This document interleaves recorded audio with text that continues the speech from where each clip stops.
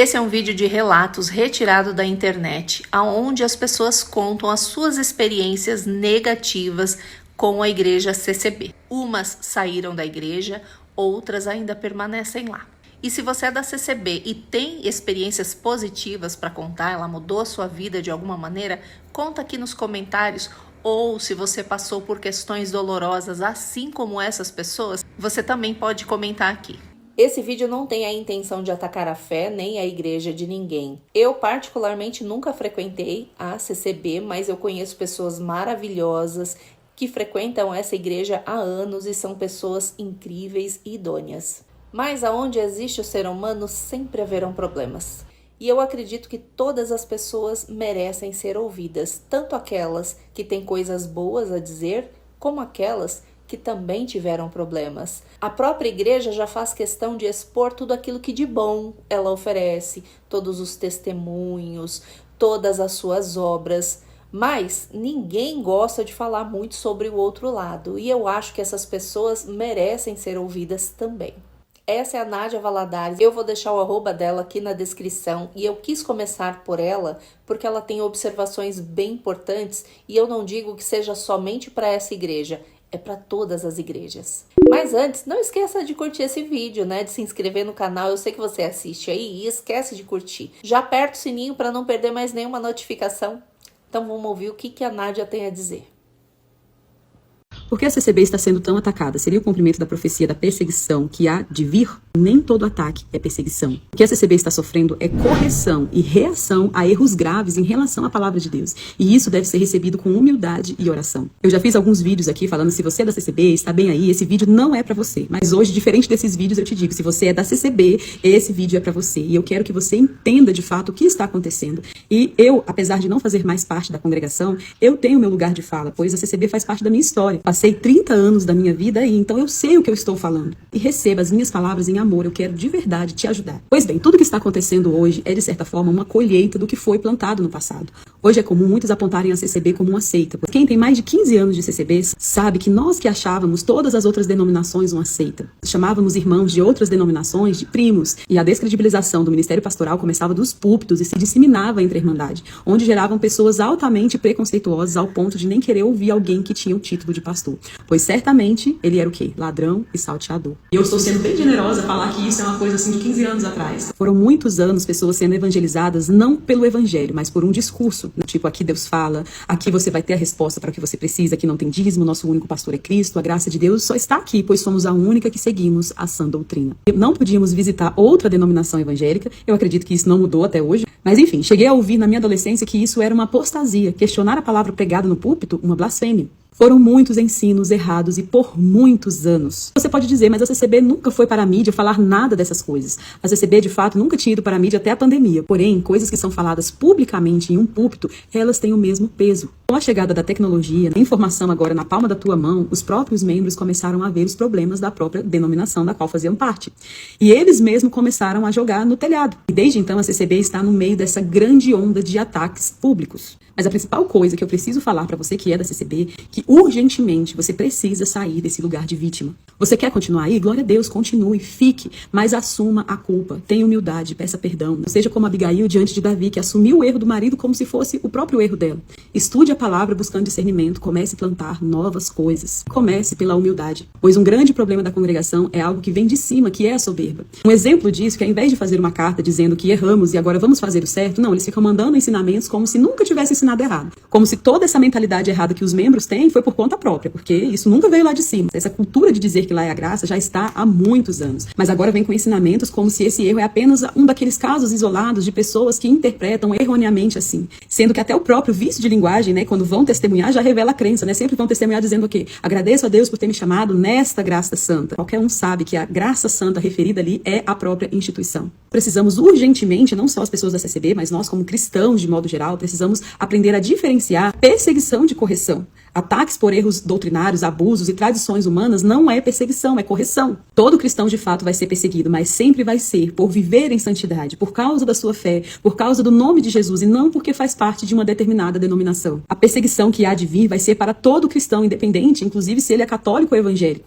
Eu, sinceramente, estou cansada desse vitimismo, como se qualquer pessoa que falasse da CCB fosse por like. Sinceramente, se minha intenção fosse like, meus amados, eu teria permanecido aí. O público é enorme, é uma denominação centenária. E digo mais, tem muita gente que não sai da CCB por conta de seus negócios, seja por venda de roupa, véu, cursos e até mesmo por ter ganhado fama nas mídias sociais justamente por ser da CCB. Então, por favor, pare, pense antes de ficar falando besteira por aí. E se você ficou até aqui, eu espero realmente ter te ajudado, sendo você da CCB ou não, porque o que eu falei aqui muitas vezes se aplica não só para membros da CCB, mas de qualquer forma eu te faço convite. Se você quer aprender mais da palavra de Deus, já me siga aqui, pois todos os dias eu te ensino a palavra de Deus e como se apropriar dela. Muito sábias as palavras da Nádia e eu acredito que se aplique a todas as religiões. O mínimo que se espera diante de erros graves que trazem sofrimento para a vida das pessoas é um pedido de perdão, é uma intenção de acolhimento e não simplesmente passar o pano, fingir que nada aconteceu e seguir a vida normalmente. E o sofrimento que foi causado na vida dessas pessoas, como é que fica? Essa daqui é a Sara Bernoulli, eu vou deixar o arroba dela aqui na descrição também para vocês. E o relato dela não é nem sobre ela mesma. É sobre o pai, né, que envolve a família como um todo e é muito triste. Vamos ouvir a Sara. Meu pai perdeu o ministério, a CCB, e hoje eu vim contar o porquê. Porque a igreja não contou pra Irmandade nem deu espaço pra que ele fizesse isso. E aí eu tenho que ver um homem de mais de 50 anos, mais de 20 anos de ministério, ter que ver o seu nome correndo por aí, associado a coisas que são inverdades, porque não fizeram a gentileza de esclarecer o motivo. Pra quem não sabe, a minha mãe de câncer, depois de 7 anos de enfermidade, e 7 anos que meu pai esteve do lado dela, fielmente. Mesmo não tendo uma vida de casado por muitos desses anos, em razão da doença. O que, claro, é o mínimo que ele tinha que fazer, mas que é muito difícil. E depois de ela falecer, a igreja, infelizmente, sempre naquelas brincadeirinhas, apressando um casamento. Casa, não sei o que, aquelas piadinhas que são muito inconvenientes pra quem perdeu uma esposa. Meu pai queria esperar pelo menos um ano. Lembrando que eu tenho um irmão de 11 anos que sentia muita falta de alguém do lado. Dentro do coração dele, ele pedia que fosse de determinada maneira, que ele não tivesse que ir atrás, que Deus que preparasse, enfim. Quando ele finalmente encontrou uma pessoa, conversou. No ministério, você não pode perder muito tempo ali, né? Então ele foi super prudente, marcou o casamento logo. E quando ele avisou pros irmãos, avisaram pra ele que se ele casasse com ela, ele perderia o ministério, porque ela... E aí, vamos abrir esse parênteses aqui, porque é uma coisa que eu acho que a maioria da Irmandade não sabe disso. Meu pai tem mais de 20 anos de ministério e meu pai nunca soube dessa informação. A pessoa com quem ele se casou, antes de batizar, teve um filho. Então pensa, você tá lá no mundo, você tem um relacionamento lá, um namorado, você teve um filho, os anos passam, Deus te chama e agora seus pecados foram perdoados, correto? Não. Não, para casar com o ministério, não. Então, se você é do ministério, você não pode casar com uma pessoa que teve um filho fora do casamento, mesmo que antes do batismo. Ela poderia ter assassinado uma pessoa, ela poderia ter tido um relacionamento e ter tido relação sexual fora do casamento, antes do batismo, mas se essa relação deu fruto a uma criança, aí não pode, tá? Aí era melhor... Gente, desculpa. Enfim, ciente do motivo, esse era o motivo. Meu pai, extremamente desesperado, foi conversar comigo e falou: filha, não sei o que eu faço. Eu não vou cancelar o meu casamento. Meu irmão já chamava ela de mãe. Eu poderia simplesmente, tipo assim, não casar. Eu sou um adulto, engolir meus sentimentos e dar um jeito. Mas eu vou magoar extremamente uma pessoa, uma irmã. Vou dar razão pro batismo dela que tá sendo invalidado. E o que eu vou falar pro meu filho? Ah, agora não é essa que vai ser sua mãe, não. Vamos pra próxima. Eu não vou fazer isso. E meu pai se casou. O ministério procurou meu pai e falou que ia passar na reunião pra saber se o ministério dele continuaria. Foi passado em reunião e eles falaram que iria pro Brás pra ser analisado. Antes de ir pro Brás ser analisado, eles já foram na minha comum, ligaram pro meu pai e falaram: olha, congrega hoje e tal pra gente conversar. Meu pai foi pro culto achando que ia ser uma conversa entre eles. Chegou no culto, o irmão levantou, avisou pra Irmandade: a partir de hoje o irmão não atende mais, por tempo indeterminado. Ele vai ficar em paz, só pra Irmandade saber, ele não pecou. Deus seja louvado. A igreja, um gelo, morrendo por dentro. E o meu pai super humilhado e envergonhado. A vergonha que ele sentiu foi tanta que ele chorou de soluçar lá dentro, ficou com vergonha daquilo, foi lá pra fora, passou o culto inteiro chorando lá fora. Acabou o culto, ele entrou, pegou as coisinhas dele, saudou o irmão e foi embora. Aqui iam tirar, depois de tanto tempo, o mínimo que ele esperava era um respeito, deles comunicarem pra igreja de fato por que estava sendo tirado. Pra que ninguém pensasse mal da minha madrasta, né? Que tipo, nossa, ela fez algum absurdo, ela batizou e pecou depois do batismo. Mesmo que falam, ele não pecou, mas fez alguma coisa de errado.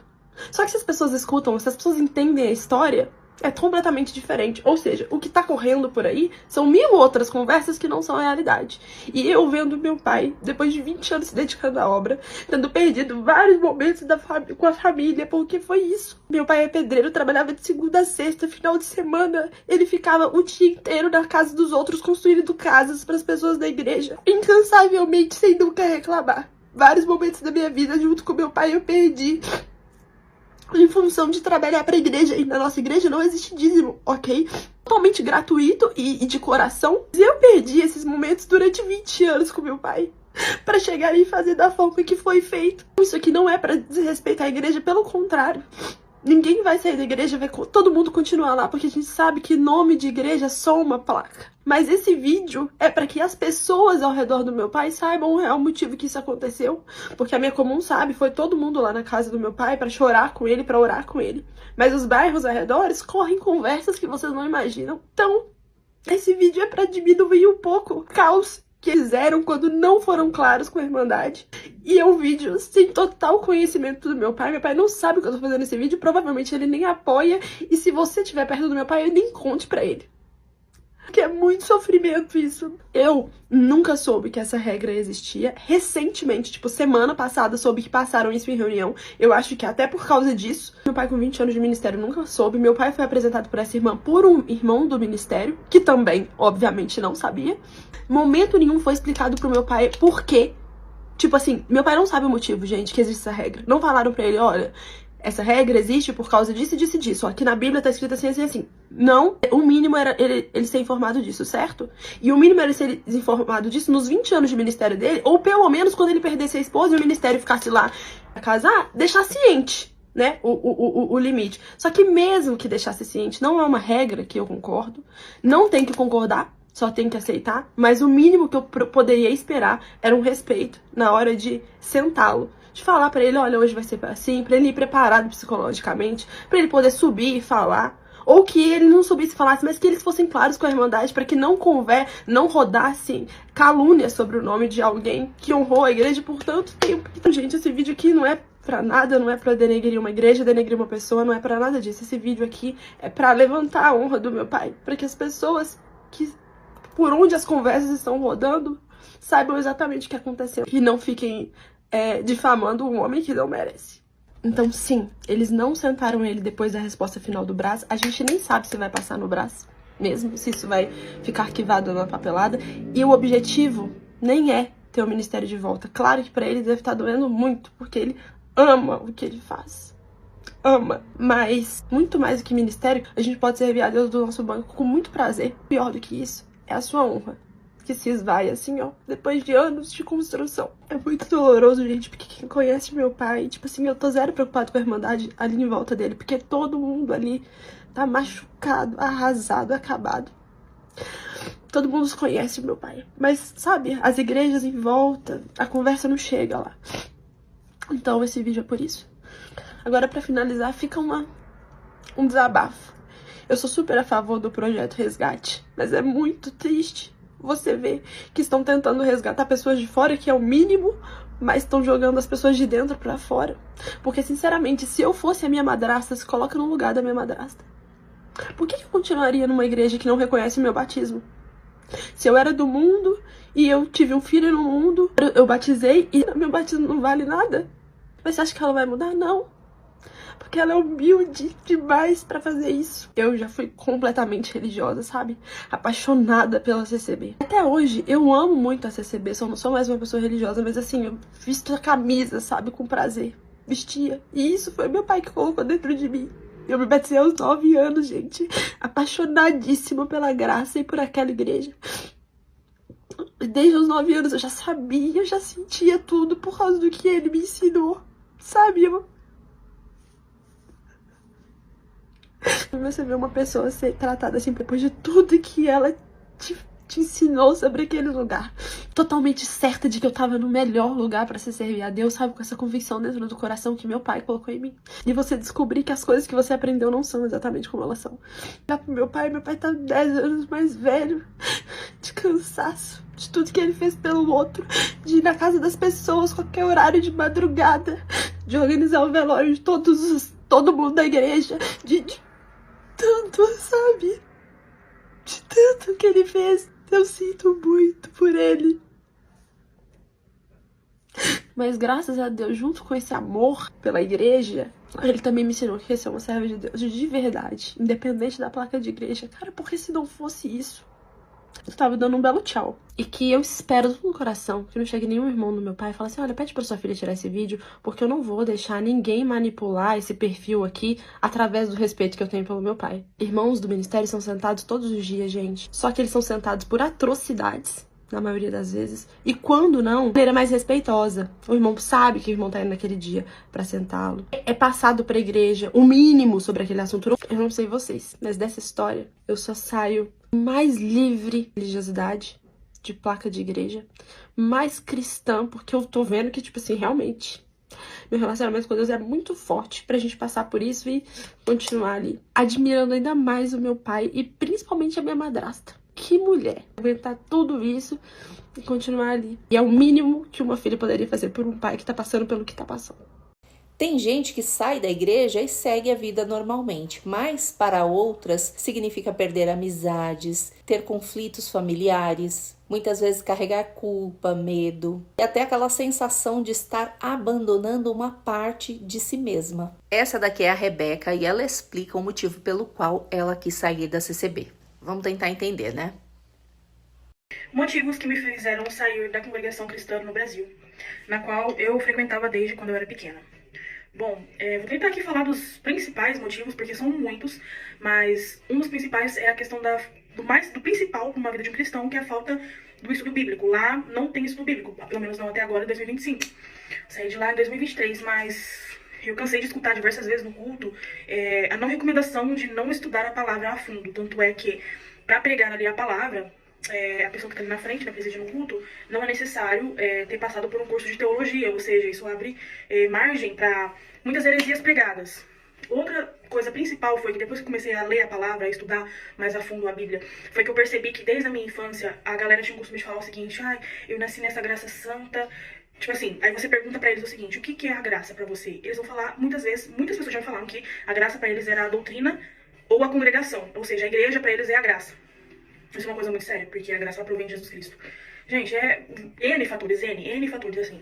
Também a questão, entrando nessa questão de não estudar a Bíblia, entra uma questão muito séria, que é a abertura de heresias, né, de falas heréticas, como, por exemplo, a questão do véu. Eles tiram lá a parte da Bíblia, né, que fala sobre o uso do véu, mas ali também tá falando o seguinte: o cabelo ele já foi lhe dado em lugar de véu, ou seja, naquela época, as prostitutas, elas, para louvarem a deusa, não lembro qual que é, eu acho que é a Afrodite, elas raspavam a cabeça, ou seja, os homens que queriam ter relações com as prostitutas, eles sabiam que aquela mulher era prostituta porque elas raspavam a cabeça. E aí, quando elas raspavam a cabeça e quando elas se convertiam, na igreja, quando elas começavam a frequentar a igreja, pra não dar, assim, escândalo, né? Nossa, olha as prostitutas entrando na igreja, porque naquela época as pessoas eram bem rígidas, né? O que elas fizeram? O que Paulo falou? Olha, é importante que a mulher utilize o véu, mas o cabelo já foi lhe dado em lugar de véu. Ou seja, as mulheres que tinham cabelo não era necessário usar o véu. E o véu naquela época não era esse véu transparente. Ele era aquele véu que cobria toda a cabeça, a túnica, né? Eu acho que se assemelha bastante ao hijab, hoje utilizado na religião muçulmana. Por quê? Porque era o intuito de não mostrar a cabeça raspada. E aí, tiraram de contexto, né? São vários versículos bíblicos que são tirados de contexto. E eles colocam ali num contexto, tipo assim, que não tem um pingo de sentido. Então, quando eu comecei a estudar a Bíblia, eu comecei realmente a estudar a fundo o que é a graça de Deus, como que funciona essa questão da graça de Jesus, que não é por meio de obras, mas por meio da fé que há em Jesus Cristo, né? Que nós não somos salvos pelas obras. Inclusive, escutei muitas vezes as pessoas falando: não, nós somos salvos pelas nossas obras e tal. Isso não é verdade. Pra quem é cristão, realmente estuda a palavra, sabe que isso não é verdade. Então, assim, são muitas coisas assim. Se eu começar a falar aqui, eu vou ficar o dia inteiro falando. Então, esse foi alguns dos motivos que me fizeram ali sair da congregação cristã do Brasil.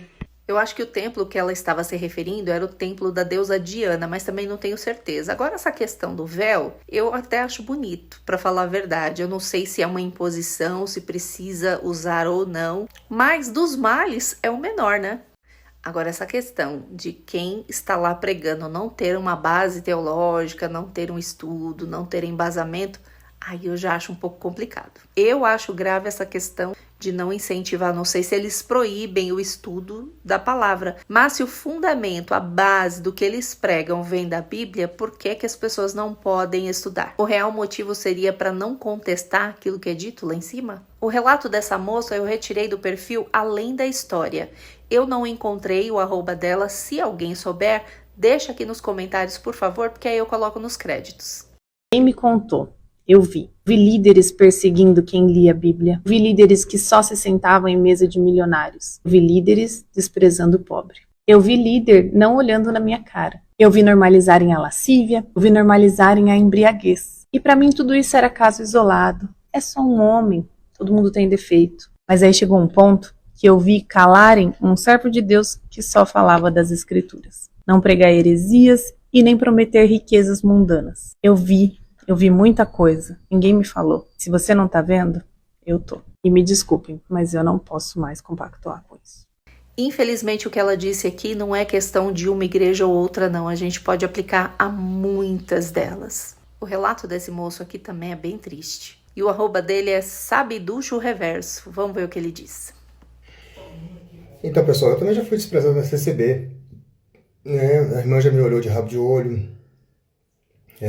Um jovem, quando eu chegava com todos os refrigerantes que eram doados para a igreja que eu trazia do meu serviço, né? Que Deus preparava o dia de eu ir lá comprar esse refrigerante para mim trazer para a igreja. O jovem me olhava com o olho torto, eu era o primeiro que bebia. O refrigerante que eu levava, às vezes, eles me negavam até o copo, entendeu? Para mim tomar, né? Mas isso é normal, gente. Toda comunidade, normal não, né, gente? É comum. Normal a gente não pode falar que é normal. Mas é comum, tem certas comunidades, as pessoas não gostam da gente, às vezes não gostam nem dos filhos da gente. A gente sofre isso até nos colégios, né? Não é porque é da CCB ou porque deixa de ser da CCB. É porque seres humanos são assim, tá? É muito ruim você ser olhado por rabo de olho por uma irmã que muitas das vezes não é melhor do que a gente, né? Muitas das vezes não é aquela pessoa que tem um testemunho eribado. Então é isso, gente. Tá bom? Deus abençoe a todos aí. O irmão que foi cuspido aí, eu também sinto a sua dor, meu irmão. Fica em paz. E até Jesus foi humilhado, tá? Até pelos seus. Ninguém será aceito antes de ser desprezado, tá? É uma das máximas do Evangelho. Que coisa triste, né? E eu vejo isso como uma falha lá de cima, porque aqueles que estão para pastorear, né, aqueles que estão para direcionar, deveriam orientar muito mais as pessoas que estão lá dentro, a principalmente cuidarem das suas próprias vidas. Essa daqui é a Thaís Hernandes e o que ela tem a dizer é muito importante. Há pouco tempo veio a público o caso de uma moça que sofria agressões por parte do seu marido e ela foi até o ministério da igreja dizer tudo o que estava acontecendo e ela não foi acolhida, ele não foi repreendido. É sempre aquela coisa, eles jogam nas costas da mulher, não, porque você tem que orar pelo santo do seu marido para que ele possa mudar, ou seja, a responsabilidade é sua, você que se vire. E ela diz que esse, infelizmente, não é um caso isolado. Vamos ver o que a Thaís diz sobre isso. Não é melhor se separar do que vir pra internet gravar vídeo? Gente, quando você é criado dentro de uma doutrina, tudo que é pregado ali dentro, pra você é uma verdade. Então, na cabecinha dessa menina que tá sofrendo agressão, que foi conversar com o ministério pra ver o que poderia ser resolvido, é pecado ela se separar. Ela vai perder a liberdade. E se ela quiser continuar frequentando a igreja, ela vai ser uma vergonha. E o que é perder a liberdade dentro da igreja? Você não vai poder chamar hino, você provavelmente não vai poder casar de novo. As pessoas vão ficar te olhando torto e falar assim, olha só, aquela ali se separou, como se você fosse um leproso dentro da igreja. As pessoas vão te olhar com um olhar de julgamento.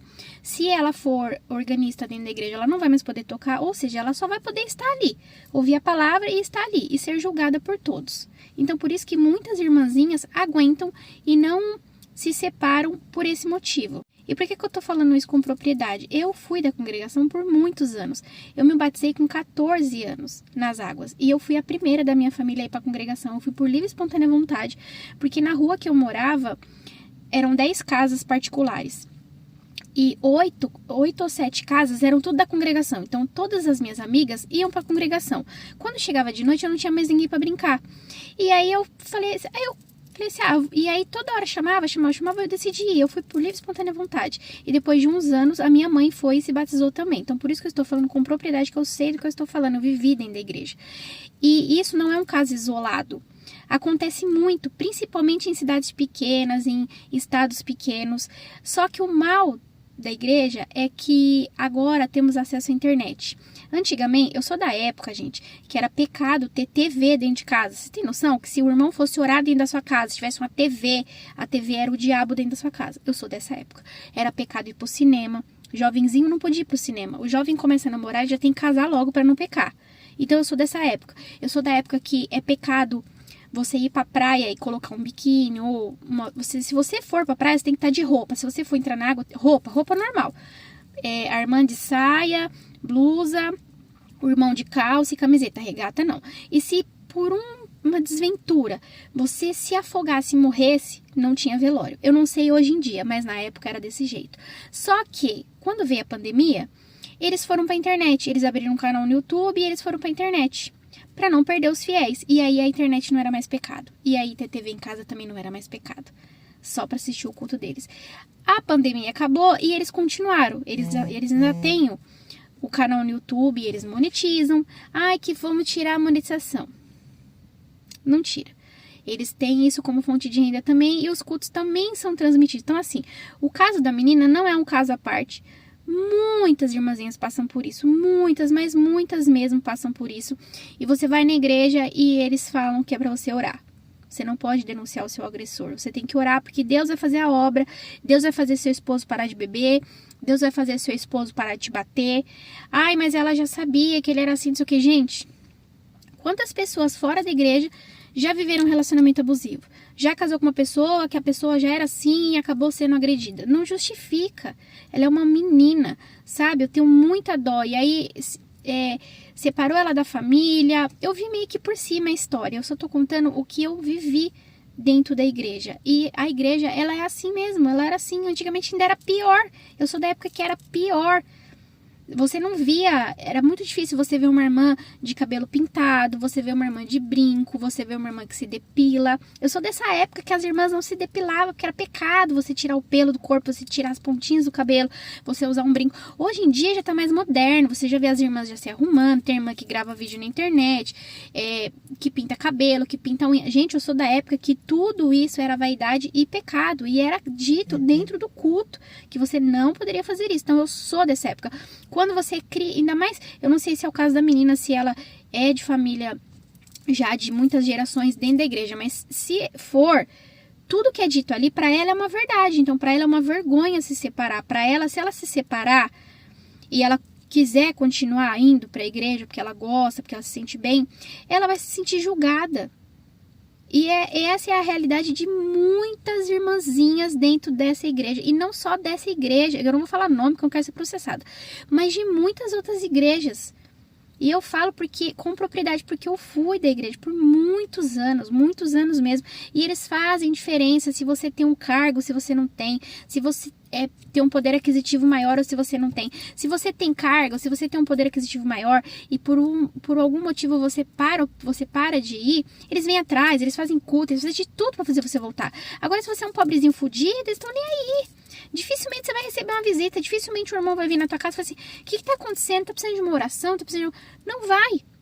Se tem um irmãozinho precisando de alguma coisa, vamos orar. Se a igreja tá precisando de alguma coisa, gente, vamos fazer uma campanha para arrecadar doação. É assim.